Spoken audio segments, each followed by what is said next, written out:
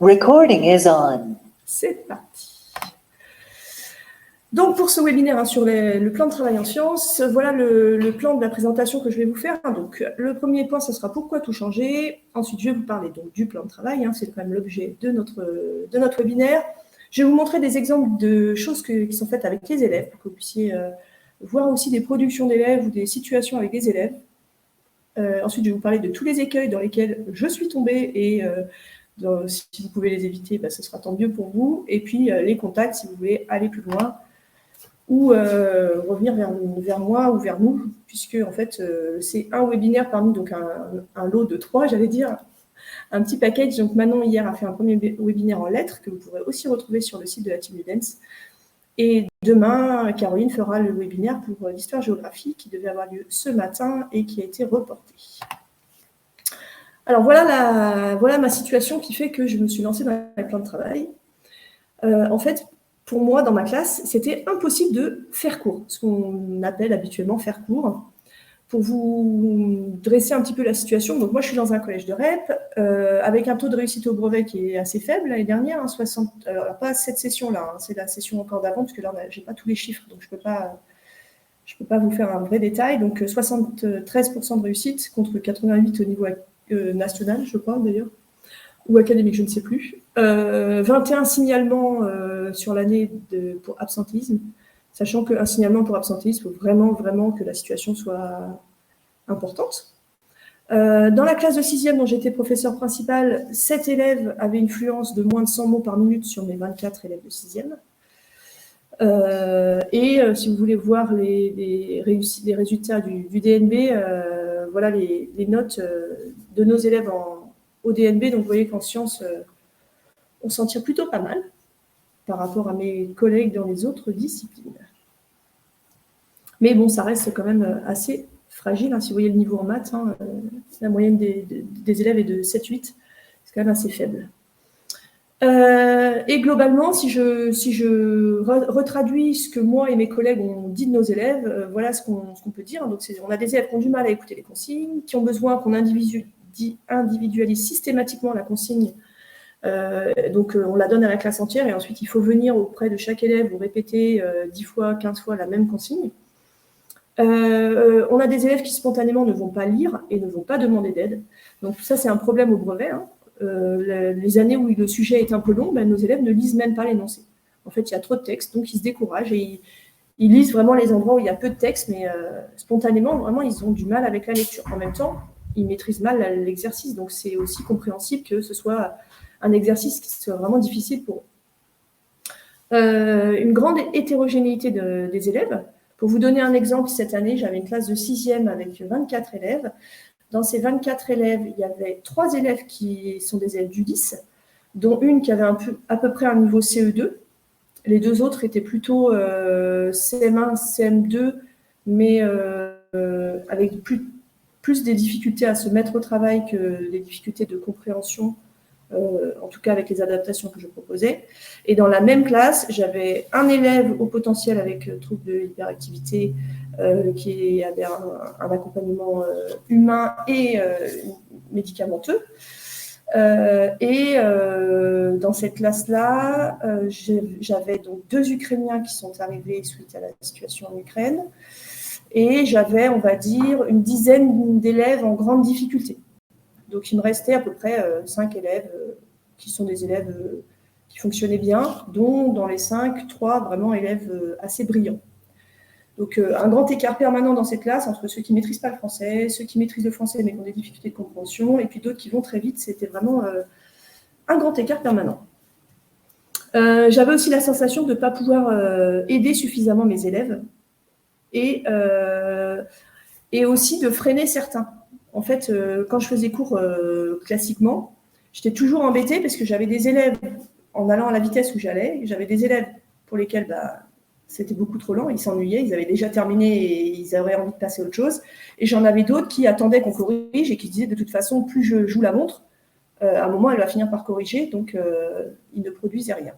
Et c'est pour ça que le suivant, c'est des élèves qui ne produisent rien comme réflexion, qui sont cachés derrière le groupe. Et je ne sais pas si vous connaissez Serge Boimard, mais c'est un collègue qui aussi a fait un peu de la recherche par rapport à la situation qu'il a vécue dans ses classes, et qui parle de remettre en route la machine à penser. Eh bien, c'est exactement ça que j'ai eu envie de faire, puisqu'il est intervenu chez nous, on a eu des classes coopératives, voilà. Et son intervention, je l'ai trouvée hyper pertinente, parce que c'est vrai qu'on a des élèves qui, pendant 1 heure, et ça pendant 8 heures par jour et 4 jours par semaine, ne produisent rien. Ils passent leur journée à atteindre. Donc ça, c'était pas possible pour moi. Il fallait faire quelque chose. Mais pour changer, j'avais quand même des besoins et des contraintes. Je ne pouvais pas aller dans toutes les directions. C'est pour ça, tout à l'heure, il y a Cécile qui a demandé est-ce que c'est adapté elle dit je suis en maths, est-ce que c'est adapté pour moi ce webinaire? En fait, moi, j'avais regardé déjà des choses, mais je n'avais rien trouvé en SVT qui correspondait à mes contraintes et aux besoins aussi que j'avais. Donc, j'étais obligée d'inventer en fait mon fonctionnement adapté à mes élèves et à mes contraintes. Donc, les besoins, je voulais garder la problématisation par l'élève. Avec la démarche scientifique, ça me semblait essentiel que les élèves continuent à formuler les problèmes. Je voulais donc gérer cette hétérogénéité et trouver un système qui me permette de la gérer. Je voulais aussi inclure tous les jeux pédagogiques que j'avais créés, puisque ça, je crée des jeux en fait depuis toujours. D'ailleurs, j'ai appris très récemment que j'avais créé des jeux l'année où j'étais stagiaire déjà. Donc, vous voyez, ça j'ai toujours joué. Alors, encore plus maintenant, mais j'ai toujours aimé jouer avec mes élèves. Je voulais développer l'oral et la coopération. Et ça, en plan de travail, c'était pas facile. Pour l'oral, pour la coopération un peu plus, et utiliser l'évaluation donc comme un outil d'apprentissage et pas comme une sanction. Ça, je le faisais déjà, mais je voulais que mon système puisse faire perdurer ce fonctionnement. Les contraintes que j'avais qui sont liées à la discipline, mais pas que, j'avais donc des travaux pratiques qui étaient à réaliser avec parfois du matériel en fait, qui est difficile à récupérer ou qui est périssable. Je pense par exemple quand je voulais faire le TP sur la fleur, la dissection de la fleur pour voir les différentes parties, moi, je n'allais pas aller tous les matins cueillir des fleurs avant de partir au travail. Moi, c'était ma question avec mes 3 enfants déjà, le matin est assez tendu. Donc, il fallait que je trouve une solution pour ces contraintes-là. Le fait que certains de mes élèves ne maîtrisent pas la langue et que ça, c'est une grosse difficulté. La très faible autonomie et le manque d'engagement dans le travail scolaire de mes élèves, qui est particulièrement développé chez nous, mais qui se retrouve dans d'autres établissements. Mais en REP, je pense que c'est particulièrement le cas. Mes paillasses sont fixées au sol et mes salles ont été refaites il y a 5 ans. Donc, ce n'est pas le moment de rechanger. Donc, ça, c'est une contrainte sur laquelle je ne pouvais pas changer non plus. Et puis, aucun équipement informatique disponible. Alors, depuis la fin d'année dernière, ça a changé puisqu'on a maintenant un chariot avec des tablettes. Mais c'est plutôt mon collègue qui les utilise du coup, puisque moi, je me suis adaptée sans ça. Ça, c'était pour le lancement. Et donc, je suis allée petit à petit vers le plan de travail. Alors, il faut savoir qu'avant le plan de travail, j'avais déjà une pédagogie adaptée, puisque les élèves avaient déjà des activités de niveaux différents. Voilà, il y avait déjà des jeux, il y avait déjà des choses, mais le plan de travail, ça a été quelque chose vers lequel j'ai eu envie de me lancer. Sachant que j'ai commencé donc là on était en mars 2022, donc en mars 2021, mais qu'avant de me lancer, j'ai passé plus d'1 année en fait à réfléchir à ce que j'avais envie de faire. Donc oui, c'est pas fait comme ça tout seul. Et dans la réflexion que j'ai eue, j'ai beaucoup échangé avec Caroline Meyer. Je ne sais pas si elle est là, Caro, si tu es là et si tu nous entends, qui est donc aussi membre de la Team Ludens, qui est prof d'histoire géo et qui est en classe autonome, elle, depuis 2017. Donc, elle a un certain recul. Et on a échangé beaucoup. Alors, elle ne fonctionne pas comme moi, mais cette façon de questionner, c'était intéressant pour mûrir mon projet. Alors, voilà comment ça se présente, le plan de travail que je donne à mes élèves. Donc, c'est un petit livret recto verso. Ici, vous avez les 2 pages, la première page qui est à droite et la dernière qui est à gauche. Et c'est plié, en fait, sur une rainure au milieu. Et ce que je vous propose, c'est de vous mettre dans la peau d'un de mes élèves de 6e qui commencera l'année prochaine les cours de sciences avec moi, pour voir un peu comment ça se passe. Parce qu'en fait, ce qui m'a embêté à chaque fois que j'ai regardé des webinaires ou discuté, c'est qu'en fait, je ne voyais jamais ce que faisaient concrètement les élèves. J'avais tous ces visuels de plan de travail, mais j'avais du mal à me projeter sur l'élève, il fait quoi concrètement, lui, pendant la classe, quoi. Donc, je vais vous montrer exactement comment ça se passe.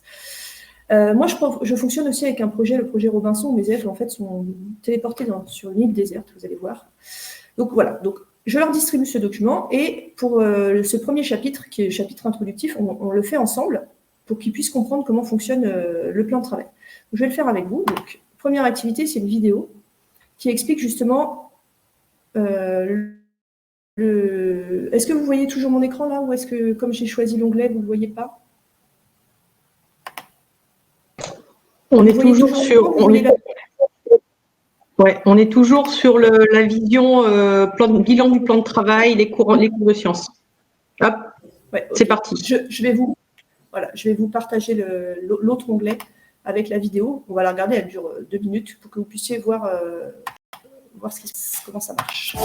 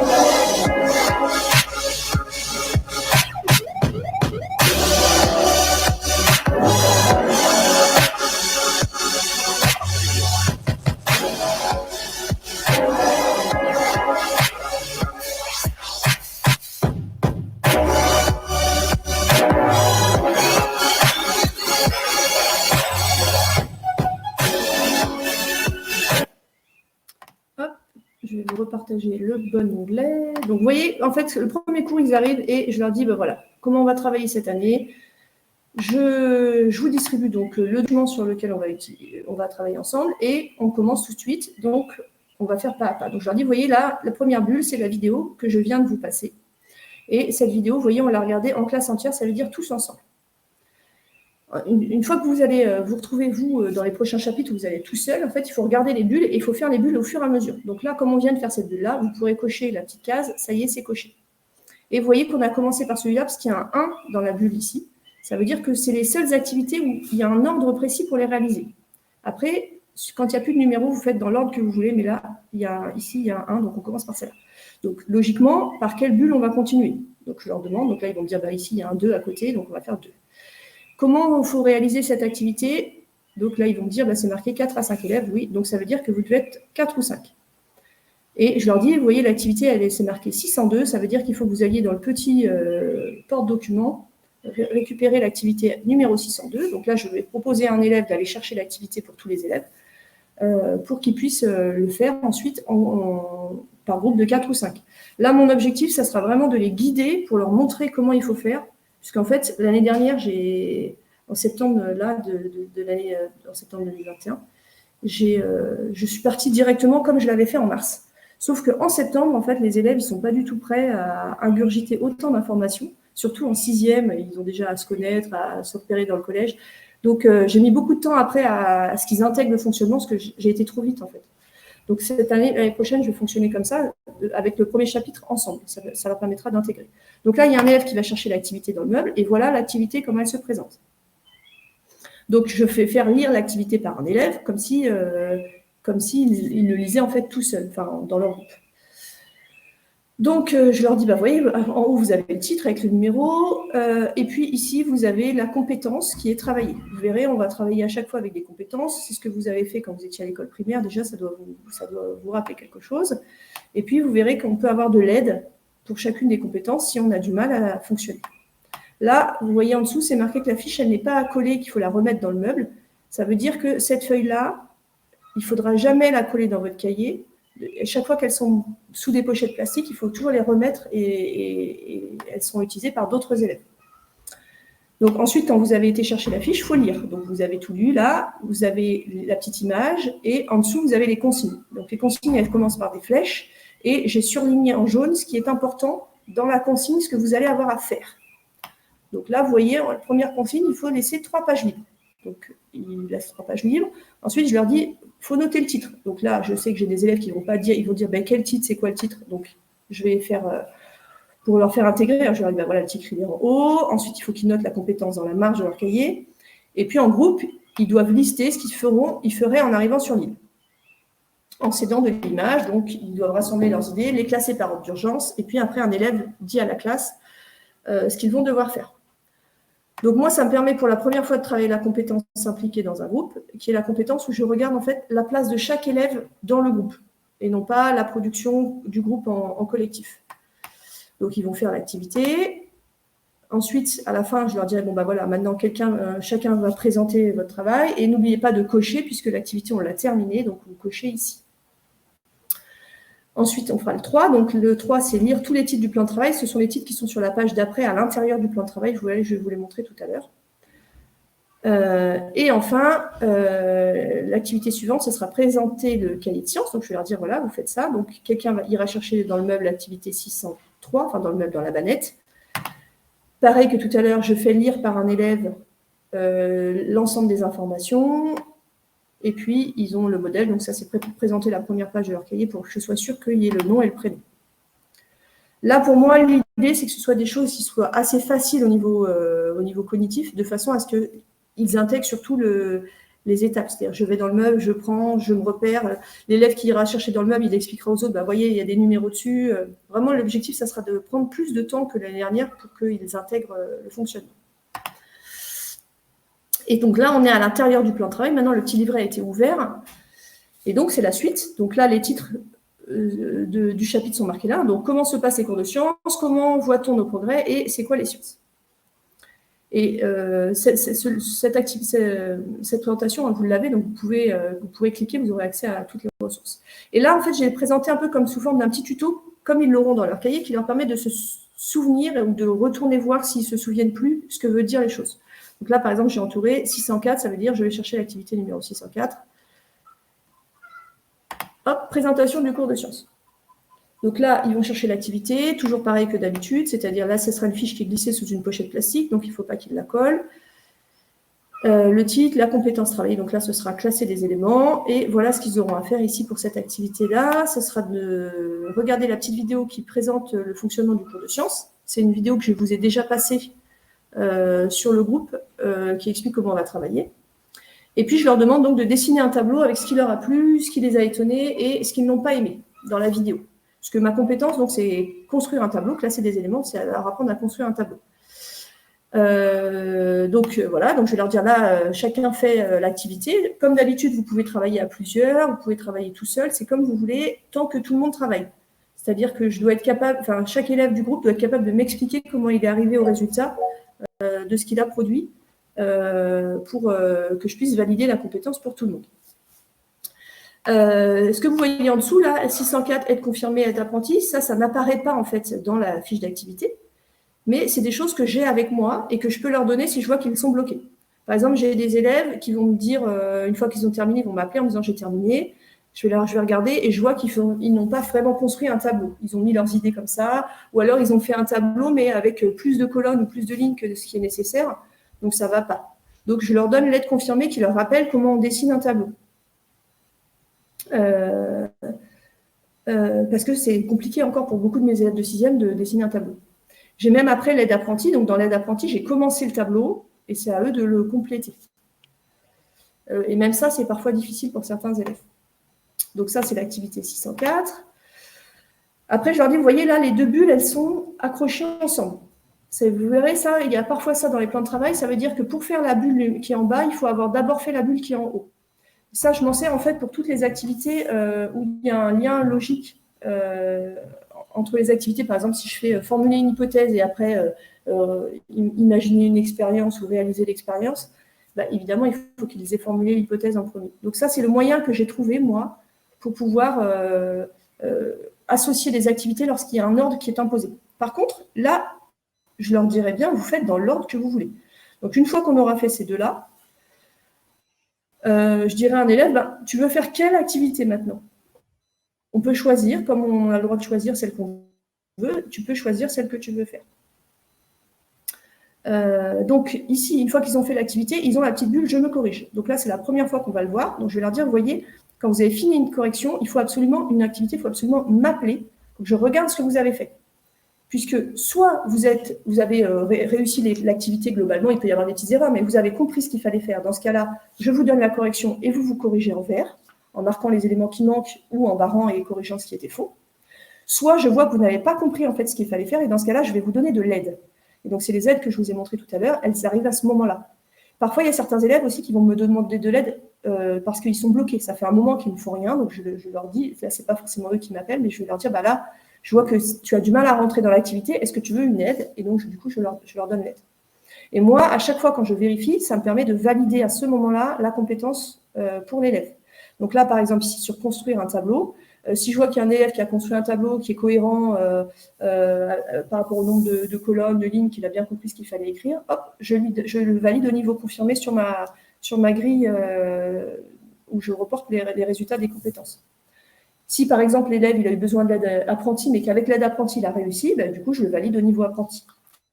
Si l'élève est au niveau débutant, je ne valide rien, je ne mets pas débutant sur sa feuille, puisque, en fait, débutant, c'est la première marche, donc je ne valorise que quand il y a une progression.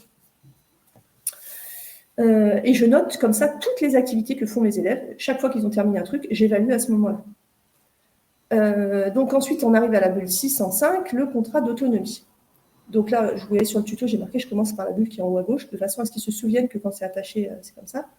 Donc le contrat d'autonomie, en fait, j'ai oublié de modifier ça, mais je ne le fais plus. Comme je pense à l'enlever d'ailleurs. J'ai remodifié le truc, mais je n'ai pas fait attention. En fait, je n'ai plus de contrat d'autonomie parce que c'était un truc avec les différentes règles de la classe, mais vous l'avez peut-être vu passer sur le groupe. J'ai simplifié. Donc là, celui-là s'appellera, je pense, les règles de la classe avec les 3 seules règles que je vais garder. Je travaille tout le temps, je n'empêche pas les autres de travailler, ou je permets aux autres de travailler comme il faut, et je respecte le règlement intérieur. Donc, je pense que je le mettrai comme ça. Ensuite, on arrive, du coup, peut-être il y a un élève qui va me dire qu'il veut faire la 606, et donc je vais lui dire, ah non, celle-ci, on ne peut pas, parce que celle-ci, elle est avec un fond gris, ça veut dire qu'elle se fait en classe entière, et que c'est Madame Paris qui organise l'activité, c'est moi qui vais vous dire quand on l'a fait. Et donc, cette activité-là, c'est une activité, c'est une chasse au trésor, en fait, dans la classe. C'est un jeu où ils vont devoir, avec une carte comme ça, et des questions, essayer de retrouver un peu les règles de la classe, comment fonctionne le plan de travail. Et à l'intérieur du coffre, il y a la programmation annuelle, vous la reconnaissez peut-être avec le fonctionnement de l'année voilà, ceci, mon aventure de Robinson. Voilà. Donc en fait, c'était quasiment qu'à ça que je m'étais limitée l'année dernière. J'avais commencé par cette chasse au trésor tout de suite après les avoir fait travailler en groupe et en expliquant un peu le plan de travail, mais ce n'était pas suffisant. En fait, il aurait fallu le refaire sur plusieurs séances. Donc là, sur tout un chapitre qui durera 4 séances, donc 4 heures, je me dis que là, ils auront bien intégré le fonctionnement. Donc là, ils auront donc à faire le petit jeu. Et puis, je me corrige, bien, ce sont toutes les réponses qu'il fallait trouver sur la carte au trésor pour ceux qui n'auront peut-être pas été les premiers groupes à trouver la carte, à ouvrir le coffre et trouver la programmation annuelle. Donc là, je réinsisterai bien sur j'ai fini l'activité, je me corrige en vert une fois que c'est terminé. Dans leur plan de travail, je leur donne aussi des activités à faire à la maison. En général, j'en donne une par chapitre. Et ce sont souvent des activités qui sont assez sympas, puisque en fait, moi, mes élèves ne travaillent pas du tout à la maison. Et ils arrivent, ils posent leur cartable et voilà. Et donc, c'est très difficile. Donc là, j'essaye de trouver des activités un peu, soit des choses à réaliser, soit à partir d'une vidéo, un petit jeu en ligne. Enfin, j'essaie de trouver des trucs un peu attractifs. Là, la première activité, donc, ce sera de décorer la première page de leur cahier. Donc souvent, ils me font des belles... Ça, pour décorer, ça va. Ils me font plutôt des belles choses. Évidemment, pas tous. Il y en a qui ne le font pas. Même après 3-4 redites, hein, ils ne le font pas. Ensuite, donc, je leur dirai à chaque fois, là, vous pouvez faire dans l'ordre que vous voulez. Alors moi, je vous les fais dans l'ordre, mais eux, je leur redirai à chaque fois, dans le plan de travail, on fait dans l'ordre qu'on veut. Donc ensuite, l'activité 608, ce sera donc le passeport de compétences. Donc, le passeport des compétences. Le passeport des compétences. Ah, il ne veut pas s'ouvrir. Ah oui, sympa. Donc, je ne sais pas, j'ai peut-être fait une mauvaise manip. Bon, le passeport de compétences, vous l'avez peut-être vu passer sur le groupe. C'est un petit livret dans lequel, en fait, les compétences sont présentées sous forme d'échelle descriptive. Ce passeport de compétences, en fait, là, dans l'activité 608, je demande aux élèves d'aller le chercher dans un des... En fait, j'ai un chariot avec tout le matériel. Donc, dans un des chariots, comme ça, ils vont découvrir un peu le bac avec le matériel. Et ils doivent le coller à la dernière page de leur cahier après avoir lu les compétences du premier trimestre, qui sont évaluées au premier trimestre. En fait, ce que je fais, c'est que je choisis 6 à trimestre et je n'évalue que celles-là. Donc, toutes mes activités travaillent ces compétences et ils les retrouvent ici avec les petits pictos. Donc là, par exemple, en 6e, j'ai construit un tableau, s'impliquer dans un groupe. Le micro, c'est pour le premier trimestre, sachant que chaque trimestre, j'ai 2 compétences que j'évalue à chaque fois. Il y en a une, c'est être autonome et s'investir dans son travail. Et l'autre, c'est se corriger et s'auto-évaluer. Ça, c'est les 2 compétences qu'on retrouve à chaque fois. Donc, ce passeport, il le colle à la fin et c'est un outil pour eux pour pouvoir se positionner et puis voir leur progrès au fur et à mesure. Ensuite, du coup, 609. J'ai eu peur, j'ai cru que ça n'allait pas marcher encore. Donc, les évaluations en SVT, ça, c'est un document qui sera collé dans leur cahier. Et donc, ils doivent lire le texte et ils doivent surligner en bleu ce qui concerne les évaluations de leçons, souligne ce qui peut te permettre de progresser et fais signer cette fiche par tes parents. Donc, note-le dans ton cahier de texte. Donc là, c'est un document qui explique comment je vais évaluer les élèves. Hein. Donc, évaluer en compétences tout au long de l'année lors des activités en classe. Il s'agit de vérifier qu'ils ont acquis des savoir-faire qui auront été travaillés au cours du trimestre. Il y aura aussi une évaluation portant uniquement sur les leçons qui comptera uniquement comme un bonus si elle a la meilleure la moyenne. Donc ça aussi, il faut que je change parce que maintenant, mes évaluations de leçons à partir de l'année prochaine ne compteront plus que comme un bonus. Parce que maintenant, j'ai réussi à trouver un système qui engager plus mes élèves, donc je ne le ferai plus comme un bonus l'année prochaine. Au début de chaque trimestre, les élèves reçoivent les objectifs de compétences à atteindre dans leur passeport de compétences. Chaque compétence présente 4 niveaux d'acquisition, débutant, apprenti, confirmé, expert. Régulièrement, au cours des activités, j'évaluerai les élèves qui pourront alors colorier les paliers atteints. Chaque compétence sera travaillée plusieurs fois de façon à progresser au fil des activités, d'où l'importance de bien se corriger. L'objectif est que chaque élève puisse gravir les marches pour atteindre les niveaux confirmés, voire même experts. Là, je le précise aussi parce qu'en fait, je veux vraiment que les élèves et les parents comprennent que le niveau attendu, c'est le niveau confirmé et pas le niveau expert. Donc, des aides sont disponibles, ça, je vous en ai parlé. Les essentiels, c'est des petites fiches qui expliquent les éléments importants pour chacune des compétences.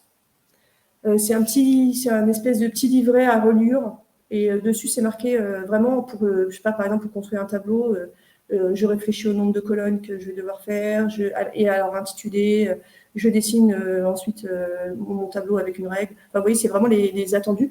Et ça apparaît sur l'ENT, puisque pour chaque compétence sur l'ENT, ils ont une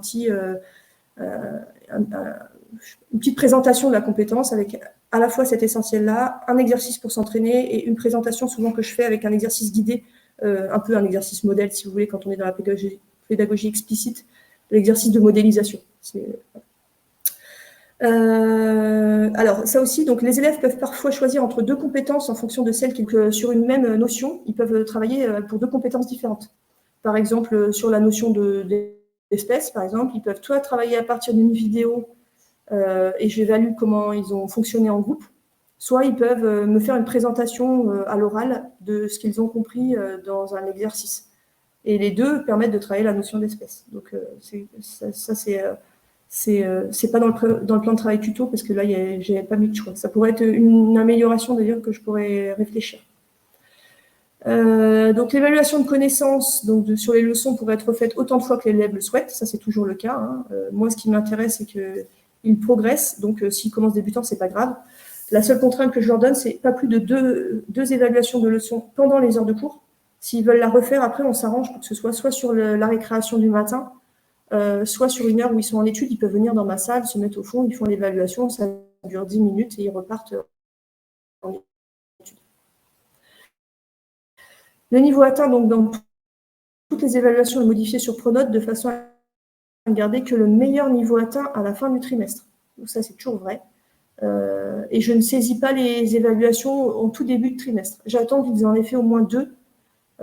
Comme ça, s'ils étaient débutants au premier coup parce qu'ils n'avaient vraiment pas compris, ça leur permet de ne pas commencer avec un point rouge sur Pronote, parce que c'est assez, pas traumatisant, mais il y a... Donc, l'autonomie et la correction des activités étaient faites. Donc, effectivement, à la fin de chaque chapitre, je ramasse leur cahier, je regarde tout ce qu'ils ont été faits, et du coup, je leur mets un positionnement pour ces 2 compétences-là. Donc, un élève qui a fait toute la partie obligatoire du plan de travail a le niveau confirmé. Et pour avoir le niveau expert, il faut avoir soit fait des activités pour aller plus loin, et avoir fait le travail à la maison. Un élève qui aurait fait, par exemple, que la moitié du plan de travail, mais qui aurait fait des activités à la maison, je vais le monter d'un niveau, dans l'optique toujours de valoriser le travail à la maison. Donc, j'ai remis après que tout est disponible sur Illico. Illico, c'est notre espace numérique de travail, notre NT. Les activités, les bilans pour préparer les évaluations, les devoirs à faire à la maison. Et je modifierai en disant qu'il y a aussi des exercices pour s'entraîner. Enfin, il y a encore plus de choses. Et là, les parents retrouvent Oui. Oui, pardon. Il y a Julie qui demande comment tu comptes les évaluations bonus. Je suppose dans la moyenne. Alors, je ne le compte que si ça améliore en fait le positionnement dans ma matière. Par exemple, à la fin du trimestre, sur leur bulletin en SVT, ils vont avoir par exemple une pastille avec le niveau satisfaisant. Si à l'évaluation de leçon, ils ont eu expert, donc niveau très satisfaisant, je le fais apparaître sur Pronote. Et pour mes 5e, mais de toute façon, ça, je ne le fais plus, ça. Je ne vais plus faire en bonus, mais c'est comme ça que je faisais. Et pour mes 5e, en fait, on me demande d'avoir des notes à la fin du trimestre. Et du coup, Pronote calcule automatiquement pour chaque compétence une note sur 20. Donc, le niveau 1, c'est 4 sur 20, 10 sur 20 pour le niveau 2, 16 pour le niveau 3 et 20 sur 20 pour le niveau 4. Et donc là, il y a la possibilité de cocher que l'évaluation ne compte que si elle améliore la moyenne de l'élève. Ouais, donc, c'est ce que tu vas utiliser maintenant, parce que la question, c'était maintenant, comment tu fais sans les bonus. Donc, c'est ce que tu vas faire maintenant. Alors maintenant, sans les bonus, ça comptera comme une évaluation classique. D'accord. Voilà. Ça sera une compétence de plus dans leur livret de compétences qui sera mémorisée. Je l'ai rajouté comme ça sur Pronote. Pour l'évaluation de leçon, je l'ai appelé mémoriser. Et pour autonomie et correction, ça ne compte pas comme des bonus, c'est des évaluations à part entière. Voilà. Et donc, à chaque fois, ils ont les corrections. Donc là, vous voyez, j'ai la correction. Donc, quand ils ont terminé l'activité, ils me demandent, c'est pour que vous puissiez voir à quoi ça ressemble la correction. Et donc, moi, les corrections et les aides, je les ai dans un classeur par numéro d'activité, en fait. Et donc, dès qu'ils ont fini, tac, je leur donne. Donc, voilà. Donc là, j'ai remis ici, hein, je demande la correction pour qu'il l'ait. Et alors là, je leur avais mis 2 activités à la maison pour ce chapitre-là, puisque en fait, le premier, décorer le cahier, c'était assez facile. Donc là, c'est un petit mot croisé. La deuxième, donc c'est un exercice à faire en ligne. Ça me permet aussi de voir avec mon ENT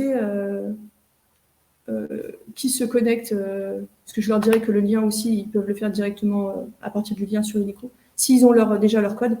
Mais voilà, ça me permet de montrer que parfois le travail à la maison est numérique, parfois il est à faire dans le cahier. Donc ici, il est que numérique, c'est une petite activité comme ça. Ouais, il y avait justement une question tout à l'heure de Fanny qui demandait comment les élèves regardent la vidéo pour l'activité 604. Tablette, ordi, téléphone. Alors, du coup, moi, je les fais utiliser leur téléphone. Voilà. Les tablettes, c'est mon collègue qui les utilise. Donc, exceptionnellement, quand j'ai des élèves qui, à une table, n'ont aucun élève n'a un téléphone, ça arrive. À ce moment-là, je vais leur chercher une tablette ou ils vont à mon bureau aussi, puisque du coup, j'y suis plus à mon bureau. Ils utilisent l'ordinateur de mon bureau.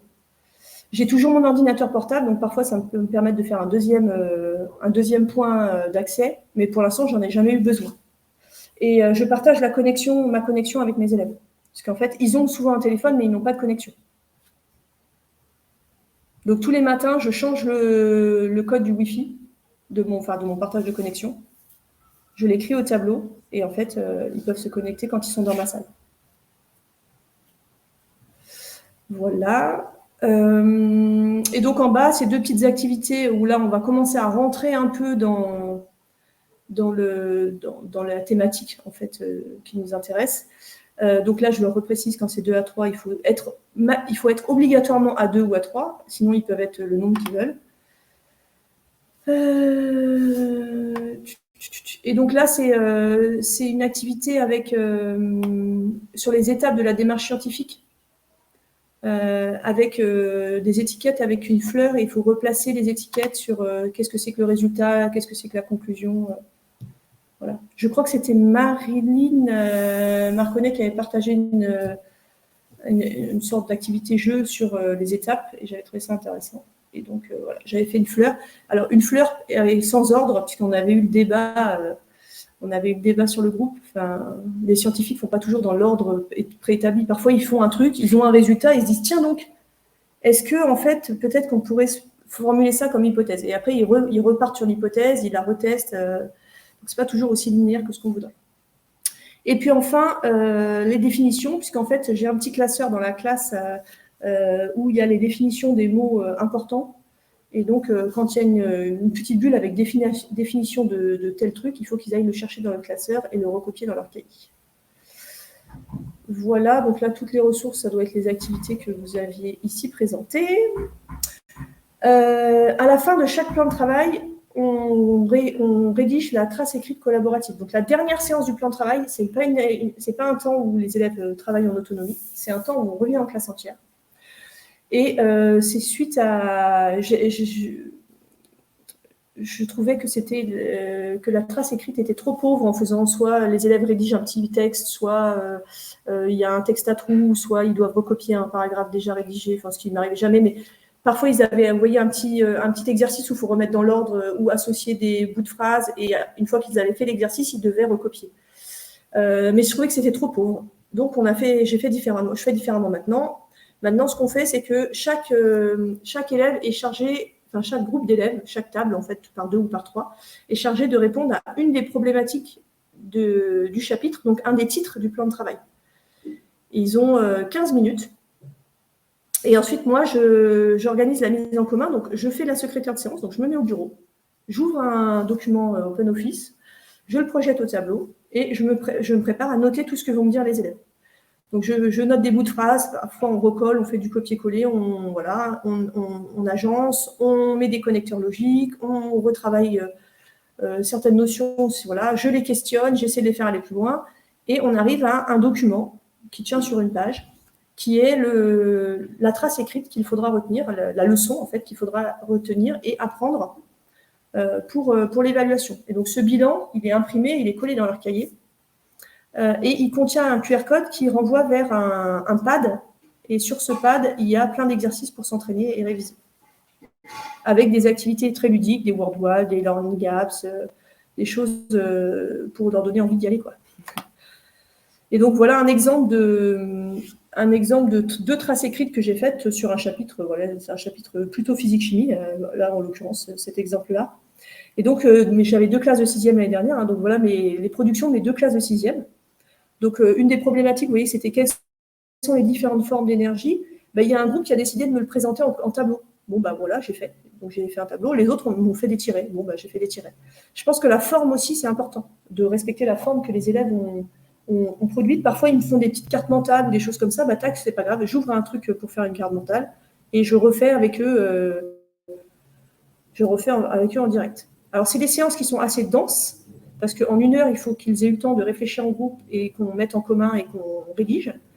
Mais globalement, jusqu'à maintenant, j'ai réussi, que ce soit en 6e ou en 5e, à tout faire tenir dans l'heure. C'est sportif, mais on y arrive. Voilà. Donc, on va mettre un petit peu d'élèves là-dedans. Là, le plan de travail tuto que je vous ai montré, il ne commence pas comme d'habitude, puisque d'habitude, en fait, l'étape 1, c'est la problématisation par les élèves. Et voilà un exemple avec mes classes de 5e. Donc ça, c'est la première activité du plan de travail, hein, la numéro 1. Je leur dis, voilà, activité LC54. Donc, ils vont la chercher dans le meuble et donc, ils sont face à ça. Donc, un tweet de Trump qui est assez intéressant. Je vous laisse seul juge. Une capture d'écran d'une vue de l'article, et puis une affiche de toutes les réalisations qu'il avait fait dans le cadre du concours Ma Petite Planète qu'on avait fait au collège avec des élèves. Et donc, ils ont ça, et ils savent que, parce que c'est marqué sur le plan de travail, ils doivent se poser 2 questions par rapport à ces documents-là et par rapport au titre du chapitre. Donc, ça amène mes élèves à écrire ça.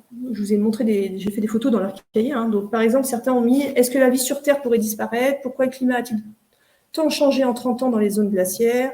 Pourquoi la pollution existe? Quelle est la cause du réchauffement climatique ?»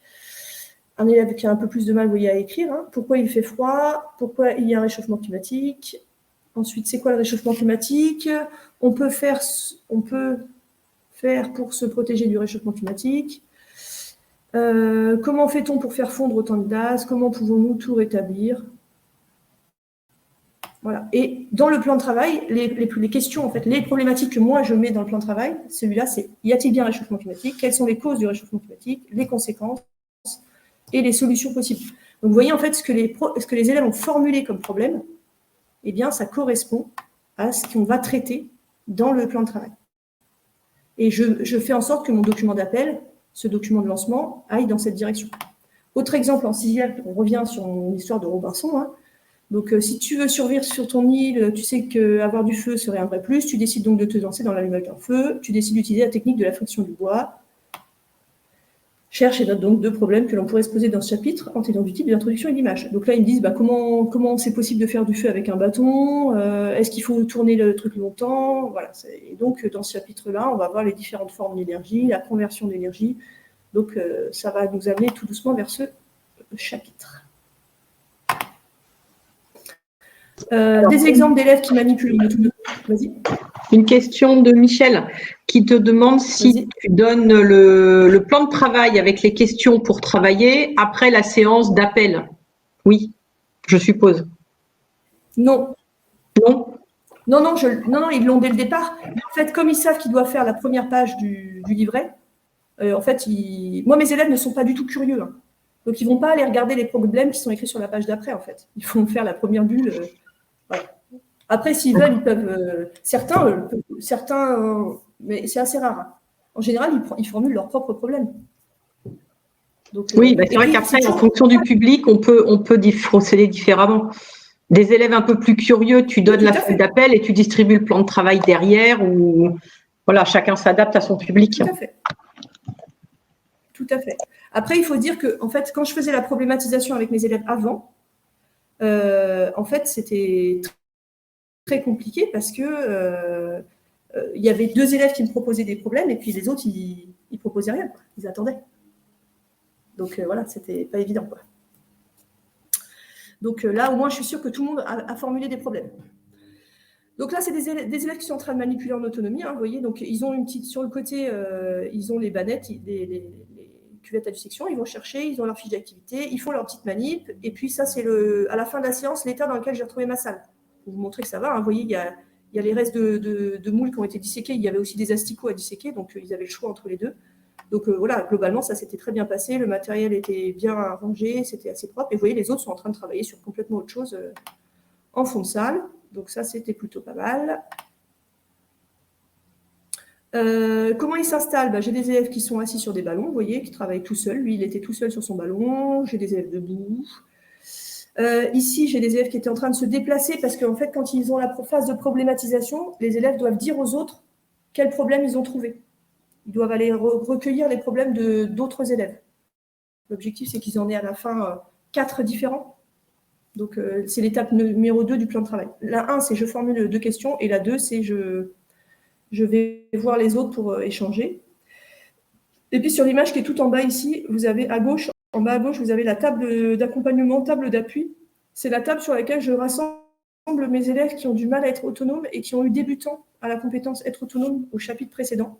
Je les mets sur cette table et moi, je suis assise à cette table dès que je peux. Dès que je ne suis pas appelée par d'autres élèves, je suis avec eux pour essayer de les mettre en activité, de les faire bosser. Donc, en général, ils n'aiment pas trop puisqu'ils ne sont plus avec leurs copains-copines ou ils sont encadrés par moi. Donc, ils n'ont qu'une hâte, c'est de repartir. Et donc, pour repartir, il faut qu'ils aient fait au moins la moitié du plan de travail pour sortir de la zone de débutant. Donc, ils bossent. En haut, ici, vous avez le petit classeur avec les définitions. Donc, un élève qui est parti en chercher. Ici, voilà, une élève qui était en train d'utiliser une correction pour se corriger. Ça, c'était le petit meuble dans lequel étaient rangées les activités. Donc, il y avait un tiroir avec un niveau pour les 6e, un niveau pour les 5e. Et là, le tiroir des 5e est ouvert. À gauche, un chapitre, à droite, un autre.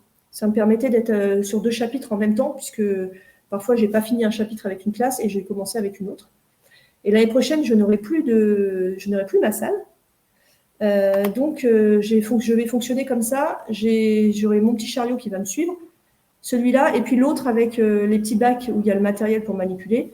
Et dans les porte-documents, des pochettes avec les numéros des activités. Ça me permettra, pareil, comme j'en aurai 4, d'être sur 2 chapitres en même temps avec mes 6e et 2 chapitres en même temps avec mes 5e. Et je pense qu'après, quand j'aurai récupéré ma salle, l'année suivante, parce qu'on va tourner, en fait, comme on est plus de profs de sciences que de salles, on va faire une année chacun sans salle. L'année suivante, je ne pense pas que je réutiliserai le meuble. Parce que ça me demandait beaucoup de manutention, de mettre dans le meuble, d'étiqueter dans le meuble. Là, dans une pochette, c'est beaucoup plus pratique. Donc, voilà. Et puis ici, on voit le meuble, donc le chariot avec le matériel dans les petits bacs, là. Et donc, sur le bac, avec un Woody, j'écris le numéro de l'activité. Donc, comme ça, je leur dis, va chercher le bac avec l'activité. Pour terminer, donc les écueils, mais je vous en ai présenté plusieurs. Hein, donc, mes élèves sont beaucoup moins autonomes que l'an passé. Et donc, je me suis rappelé que je n'arrêtais pas de me dire avant qu'il faut savoir perdre du temps au départ pour gagner ensuite. Et je ne l'ai pas appliqué quand je suis passée en plan de travail. Erreur. Alors que je le faisais tout le temps avant avec mes 6e. Je prenais le temps au début d'année de bien expliquer comment je fonctionnais et tout. Donc là, la solution, c'est mon plan de travail tuto et des petits rappels avec les 5e et les 6e à chaque début de séance. Rappeler à chaque fois les étapes. Donc, je fais une activité, je me corrige, enfin, je demande de l'aide. Voilà, rappeler les fondamentaux. La trace écrite, que je trouvais trop pauvre. Donc là, la solution, c'était donc cette séance bilan pour rédiger la trace écrite collaborative. Donc ça aussi, je vous en ai parlé. Certains élèves qui ne sont pas du tout autonomes et me rappeler que l'autonomie, ça ne se décrète pas, mais ça s'acquiert petit à petit grâce à une succession de mises en pratique. Donc là, c'est la table d'appui, la table d'accompagnement et des feedbacks plus réguliers en début d'année sur est-ce que tu es autonome ou pas. Pas attendre la fin du premier chapitre qui était long avec mes 5e pour leur faire se rendre compte qu'ils n'avaient pas fait ce qui était attendu. Et du coup, j'ai pareil pour mes 5e, je vais vous partager bientôt ma programmation annuelle dont je suis assez contente. Tout n'est pas tout à fait fini parce que je vais vous présenter l'ensemble avec les activités et tout, donc je vais vous faire un gros package. Tout n'est pas encore terminé, mais j'ai fait un plan de travail introductif de 4 séances pour justement les aider à acquérir cette autonomie. Donc, se rappeler qu'il faut problématiser en début, pour moi, c'est hyper important. Donc là, l'écueil, c'était de faire une succession de tâches, mais qui n'ait pas cette problématisation. La quantité de papier, ça, j'en ai pas parlé. Je me suis dit, mais je peux pas me permettre de fournir 10 A4 par chapitre, c'est pas possible, quoi. Donc, j'ai fait le plus souvent possible des fiches que les élèves consultent et qu'ils remettent dedans. Pour éviter qu'ils me les collent ou qu'ils les gardent dans leur cahier, toutes les fiches qui sont arrangées, elles sont sous pochette plastique. Parce que vous savez peut-être que je suis anti-plastification à outrance. Donc, je les glisse juste dans des pochettes plastiques et à la fin du chapitre, je les enlève et j'utilise mes pochettes pour une autre activité.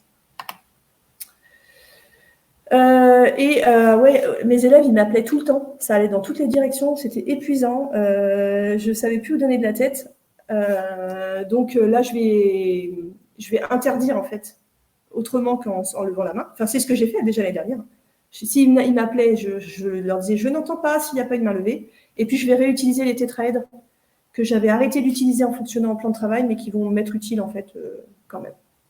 Et je vous avais partagé sur le groupe la version que je vais utiliser, qui me permettra aussi de distinguer est-ce que l'élève a la main levée parce qu'il veut de l'aide ou parce qu'il veut juste être corrigé. Parce que s'il veut la correction, ça peut attendre. S'il veut de l'aide, il est prioritaire. Trop de numérique. Je n'ai pas anticipé le trop-plein numérique dans cette séquence. C'était compliqué à gérer pour les binômes sans téléphone et mon ordi bloqué par le TBI utilisé par un groupe. Là, c'est un chapitre où j'ai mis plein de numérique, en fait, vraiment trop. Donc, une ou deux activités par chapitre sous format numérique, c'est largement suffisant. Donc, voilà. Alors, maintenant, je le sais, donc j'y fais attention. Voilà pour ce que moi, j'avais à vous présenter. L'objectif, c'était de vraiment vous faire une présentation la plus complète possible pour que vous puissiez avoir une vision et puis que vous puissiez maintenant poser les questions que cela a suscité. Alors, il n'y en a pas plus pour l'instant, mais à vous la parole. Si vous en avez, n'hésitez pas.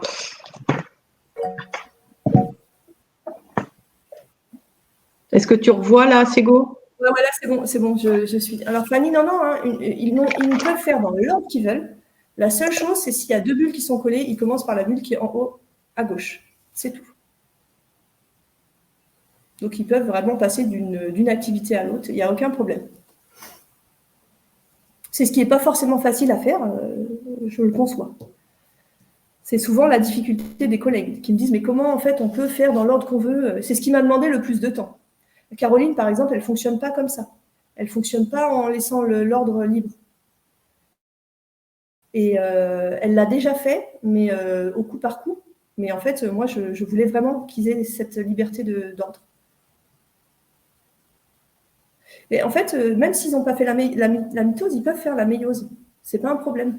En fait, ils vont découvrir la méiose et puis après, ils verront découvrir qu'il y a une autre façon en fait, de... Alors par contre, il faut qu'ils aient vu ce que c'est. Il faut qu'ils aient vu d'abord ce que c'était que le chromosome. Donc je pense que quand j'aurai des troisièmes, parce que normalement l'année suivante j'aurai des troisièmes, je pourrais vous dire comment j'ai solutionné cette question. Hein. Je pense que je ferai un chapitre d'abord sur le matériel génétique, les chromosomes, les gènes, et après je ferai méiose, mitose. Alors tu fais les résumés dans les livrets. Si j'ai bien compris, ils ne risquent pas de les perdre, ils ne peuvent pas les coller. Alors, non, le résumé, ce qu'on fait ensemble, hein, c'est, moi je le fais à l'ordinateur, je l'imprime et ils le collent dans leur cahier. Et le petit livret, là, leur plan de travail, il est collé, pour ceux qui ont tendance à perdre, hein, il y a une petite zone pour coller en bas, donc ils le collent directement. Je peux rebondir sur le cours de troisième, méiose, mitose? Bien sûr. Donc, moi, j'ai de la 5e à la 3e, hein, j'ai pas de 6e. Donc, les chromosomes, moi, c'est les 5e qui les découvrent. On revoit ça en 4e. Ce qui permet en 3e d'attaquer méiose, mitose dans n'importe quel ordre. Voilà. Bah donc, tu vois, ça me confirme ce que tu me dis. Si je commence normalement par la partie chromosome et matériel génétique, je pourrais enchaîner plus facilement après sur méiose et mitose pour qu'il n'y ait pas besoin, enfin, que je puisse laisser l'ordre après pour méiose et mitose. Voilà, il faut vraiment qu'ils aient vu les chromosomes et à partir de là, après, ça se passe tout seul. Mais donc, moi, je pense que j'aurai un plan de travail assez court. En plus, je vais de plus en plus faire des plans de travail plus courts. Mais bon, voilà. Moi, quand j'attaque avec les troisièmes, ils ont juste la mutation mitose-méiose. C'est tout ce qu'ils ont et qui reste à faire. D'accord. Alors, Valérie demande, peuvent-ils se mettre tout le temps avec leurs copains ou doivent-ils changer de binôme? Non, ils se mettent avec qui ils veulent. Ils se mettent avec qui ils veulent. Sauf s'ils sont sur la table d'accompagnement. Dans ce cas-là, c'est moi qui les place sur cette table ou ces tables, parce qu'en fait, c'est la deuxième, parce que mes tables sont un peu plus larges au deuxième et au quatrième rang. Donc, c'est moi qui les place. Donc là, en général, je sépare les copains. Parce que s'ils sont sur la table d'accompagnement, c'est qu'ils n'arrivent pas à travailler en autonomie avec le copain ou la copine avec qui ils étaient. En fait, au départ, je les isolais dans la classe. En fait, quand j'avais mon contrat d'autonomie, là, si l'élève n'avait pas respecté les règles de la classe, il perdait son autonomie et du coup, il était sur une table tout seul. Mais en fait, c'est pas ça qui m'intéresse. Moi, je veux qu'il continue à coopérer. Mais par contre, en étant aidé par moi. Et non pas sur une table tout seul, parce que le problème de sur une table tout seul, c'est que je ne pouvais pas aller voir mes 4 ou 5 élèves qui avaient perdu leur contrat et qui étaient dans différents endroits de la classe. Donc, je me suis dit, je vais les regrouper et je vais passer du temps avec eux. Le moment de faire les groupes ne prend pas trop de temps ou cela prend du temps au début et c'est rapide par la suite. Ah ben ils s'installent en fait, il n'y a jamais de temps pour faire les groupes. Ils se mettent où ils veulent. En fait, ils rentrent dans la salle, ils s'installent. Il n'y a pas de... Et ils savent par contre, quand ils rentrent, je leur dis, vous vous rappelez ceux qui sont sur la table d'accompagnement, vous allez à cette table-là. Les élèves sur une même table font la même activité ou pas forcément? Oui, en général, ils font la même activité. Ils ne sont pas obligés, mais c'est ce qui se passe. Très rapide pour constituer les groupes. Oui, je suis d'accord, c'est très rapide. C'est cet aspect du placement libre qui me gêne le plus. Après, chacun l'adapte comme il veut. Hein. Moi, je sais que j'ai envie que les élèves se sentent bien pour travailler. Et je pense qu'on se sent mieux quand on travaille avec quelqu'un avec qui on s'entend bien. Donc, ils connaissent la contrainte. La contrainte, c'est si tu bosses pas assez, tu seras tout seul, tu seras plus avec tes copains. Donc, voilà. Claude, Goupil SVT, tu voulais parler? Oui, par rapport à la gestion des places libres, franchement, moi, j'ai trouvé que les élèves, quand ils étaient avec leurs copains, la plupart du temps, ils travaillaient mieux qu'avec un autre élève. Après, il y a des groupes où ça fonctionne pas. Donc, dans ces cas-là, je les sépare, je les mets avec d'autres pendant un certain temps. Puis ensuite, ils réessayent justement de retravailler avec le camarade, etc. Et franchement, ça se passe nettement mieux. Et moi, c'est ce qu'ils apprécient. En fait, le truc qui ressort en premier, c'est j'ai apprécié parce que je pouvais travailler avec qui je voulais. Et voilà. Mais par contre, il faut qu'ils bossent. Voilà, c'est la condition. Et voilà, c'est la condition. Et il y a des activités pour lesquelles ils sont obligés d'être en groupe, parce que j'ai des élèves qui ne veulent jamais travailler en groupe. Donc, comme quand j'évalue la compétence s'impliquer dans un groupe, là, ils sont obligés de trouver des copains. Une question de Maxime qui demande comment tu gères les manips sensibles, par exemple en physique avec les acides. Alors, attends, juste avant, j'avais… ok, bah, je fais alors, j'ai certaines manips, je disais tout à l'heure, où je fais en classe entière. Il suffit que En fait, c'est pour ça que j'ai adapté en disant que dans mon plan de travail, il y aurait parfois des séances en classe entière. Je prenais l'exemple de la fleur tout à l'heure en disant, bah là, je ne peux pas les laisser faire en autonomie parce que je n'ai pas le matériel. Donc, dans ces cas-là, c'est une séance en classe entière. Donc là, si j'avais effectivement un TP dangereux ou quoi, bon, nous, en SVT, on n'en a pas, mais je le ferai en classe entière. Par exemple, en 6e, quand je fais le microscope, les premières fois, mes élèves, je suis plus efficiente, j'ai testé, hein, je suis plus efficiente en classe entière pour expliquer comment fonctionne le microscope qu'en les laissant en autonomie. Donc celle-là, elle est toujours en classe entière. Et pareil, tant qu'on est sur les TP, il y avait Fanny qui demandait, pour les moules et les asticots, donc tu as le matériel frais à disposition pendant des semaines et des semaines. Non, c'est congelé. Ça, c'est du matériel que je peux avoir très facilement congelé. Donc, sur la fiche d'activité, c'est marqué, la première ligne de la première consigne, c'est « Préviens Madame Paris que tu travailles sur telle activité ». Donc, ils me font signe, en fait, je leur dis de me faire signe là où ils sont avec leur boîte. Et les premières étapes de la compétence « Utiliser le matériel », c'est de réfléchir tout seul aux règles qu'il faudra respecter pendant l'activité. Donc là, ils ont 5 minutes où ils réfléchissent aux règles. Ensuite, moi, je leur donne les consignes générales quand tu fais un TP, ne pas courir. Enfin, c'est ça que j'attends, les règles, ne pas jouer avec les objets dangereux, la pince, ne pas piquer, ne pas… voilà, des choses comme ça. Suivre le protocole et ainsi de suite. Et pendant ce temps-là, ma moule ou mon asticot sont dans un verre d'eau et ils décongèlent tout doucement pendant 5 minutes et hop, c'est suffisant.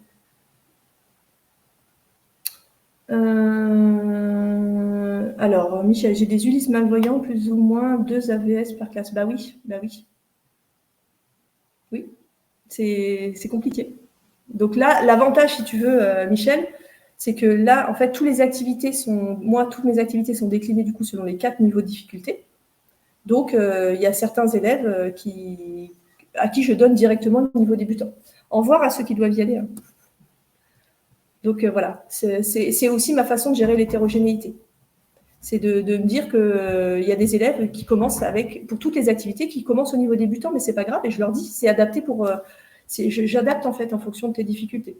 Surtout pour mes Ulysses qui sont inclus, et ils ont l'habitude aussi Et au contraire, ils sont contents d'avoir des exercices à leur portée pour certains. Plutôt qu'on les laisse au fond de salle sans s'en occuper, quoi. Est-ce que tu laissais déjà le placement libre avant de travailler en plan de travail? Oui, quand je les faisais travailler en groupe, ils étaient déjà en placement libre. Au niveau de la gestion du bruit, écoute, il y a du bruit de travail. La seule chose, c'est que je ne veux pas que ça empêche les autres de travailler. Donc, si je vois qu'il y a des élèves qui sont en difficulté parce qu'ils sont en train de lire un texte un peu compliqué, je rappelle à l'ordre. Mais ça, je passe mon temps à aller d'une table à l'autre en disant on chuchote, on chuchote, on chuchote. Au revoir Frédéric. Je ne sais pas si tu es déjà parti. Alors, plusieurs groupes veulent faire la même activité en même temps.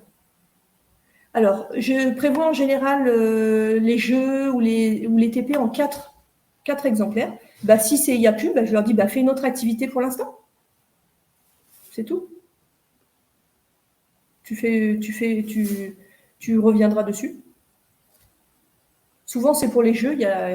il y a beaucoup d'élèves qui veulent faire les jeux. Donc, je leur dis, bah, écoute, là, pour l'instant, les jeux sont utilisés. Donc, bah, fais-en une autre. Et puis, dès qu'il est terminé, tu pourras utiliser le jeu.